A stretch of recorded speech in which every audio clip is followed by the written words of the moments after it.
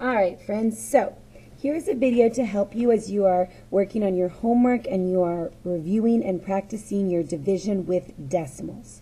Remember that in class we have learned two different strategies for solving division with decimals. We have our model strategy and we have our partial quotient strategy. So we're going to be using both of these to solve some problems in this video. Feel free to skip around and go to the parts that you need. To start off with, we're going to divide a decimal divided by a whole number, and we're going to use models. So the first thing that we do is we have to model our dividend. We need 3 wholes, so we make our flats. We need 4 tenths, so we draw our rods. And we need 3 hundredths, so we make our x's.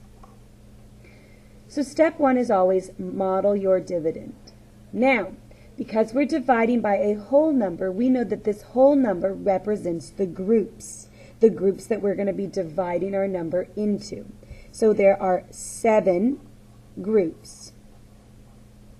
So I'm going to draw 7 circles. 1, 2, 3, 4, 5, 6, 7. Now my job is to divide up my number, my model, into my 7 groups. And right away I notice that I cannot divide my wholes, my tenths, or my hundredths automatically into these 7 groups. I don't have enough. So I'm going to start by taking apart or regrouping my wholes into tenths.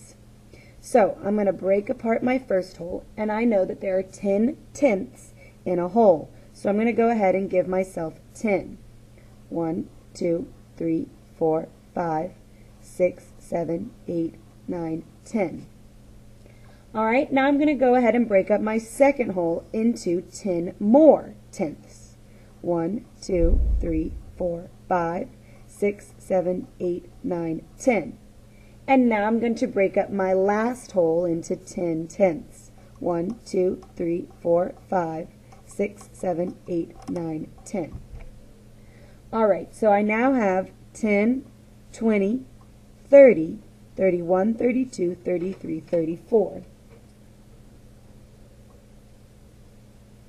So I have 34 tenths that I'm going to need to divide into my 7 groups. Now I'm going to use some multiplication facts to help me with this.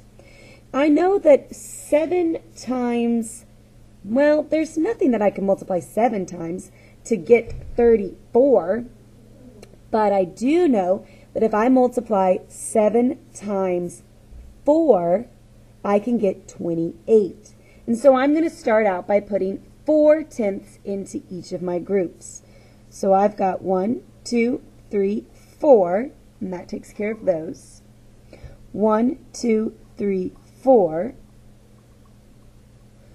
1, 2, 3, 4. 1, 2, 3, 4. 1, 2, 3, 4. 1, 2, 3, 4. 1, 2, 3, 4. And I see that I have 1, 2, 3, 4, 5, 6 tenths left over. All right, so I can't split up my tenths anymore because I don't have enough to make equal groups. So I've got to divide or regroup my tenths and make them into hundredths. So I cross out my first one and I'm going to make that into 10 hundredths. 1, 2, 3, 4, 5, 6, 7, 8, 9, 10. And I have to do that for each of these here. So that's 1, 2, 3, 4, 5. Phew, that's going to be 50 more. Okay, here we go. 1, 2, 3, 4, 5, 6, 7, 8, 9, 10, 11, 12, 13, 14, 15, 16, 17, 18, 19, 20.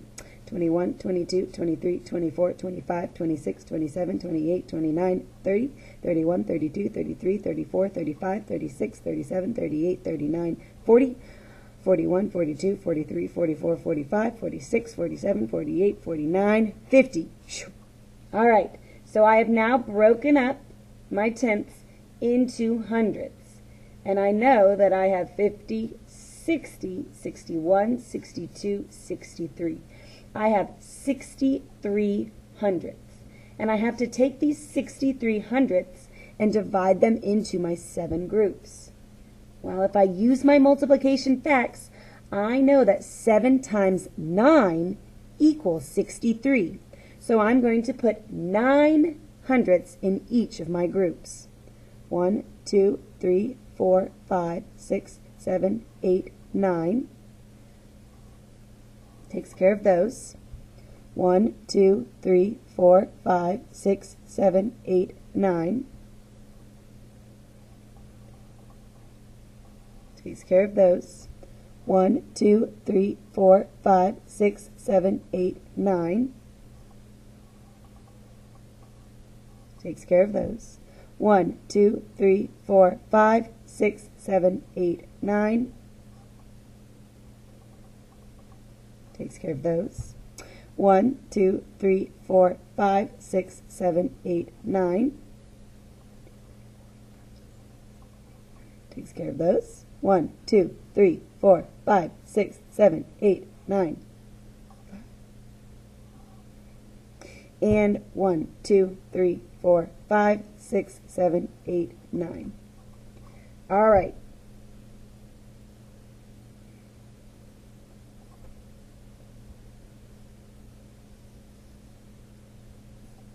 There we go. 6, 7, 8, 9. I couldn't remember where I put those other X's. All right, so I have taken care of all of my hundredths.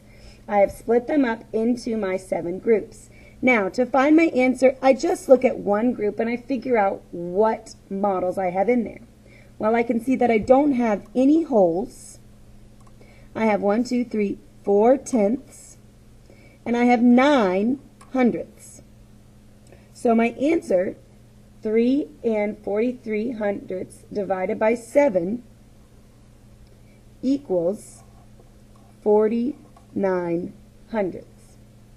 That is my answer. All right, so that is how you model division with a decimal and a whole number. So now, that took a long time, right? So that's why we have another strategy that we can use, our partial quotient strategy. To solve our partial quotient strategy, we set up the problem like normal, including our think box, with our hundreds, tens, and ones. Now, when I look at this, I pretend that the decimal's not there, and I see 343. All right, so I'm going to start with 7 times 100 equals 700, and that is way too big. Hundreds, not going to work. So now I'm going to do 7 times 10. So 7 times 10 equals 70. Ooh, I need to do a big jump. I got to get all up to 343. So let's try 7 times, I don't know, 30. Well, 7 times 3 is 21, and then I add that 0 on, it's 210. I'm getting closer. Let's try one more. 7 times 40. Well, 7 times 4 equals 28, and add that 0, 280. Well, that's pretty good. Let me try one more just to make sure. 7 times 50. 7 times 5 equals 35, and I add that 0 on, 350. That's too big. I can't go that high, so I'm going to stick with my 40. So 40 goes on the outside. 40 times 7 is 280. Subtract it out. 3 minus 0 equals 3. 4 minus 8, stop. I cannot do that. 4 is smaller than 8, so I have to regroup. Cross out my 3 and make it a 2. Cross out my 4 and make it a 14. 14 minus 8 is 6. So I'm left with 63. Well, I can't do tens anymore because my lowest one gets me to 70. So I'm down to my ones. Using my math facts, I know that 7 times 9 equals 63. So 9 goes on the outside. 9 times 7 equals 63. Subtract it out, and we make our smiley face 0. So I add up what's on the outside. 40 plus 9 is 49. Now, to figure out where I put that decimal, I come back up. I count my hops, how many places behind the decimal, and I see there's 2.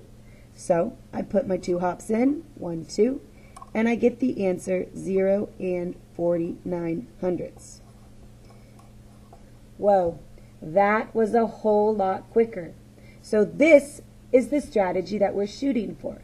However, if you enjoy doing models, you may continue to do that. All right, so that was how do we divide a decimal by a whole number. The next video that I'm going to post is going to talk about a decimal divided by a decimal. So if you need help with that, go on to the next video.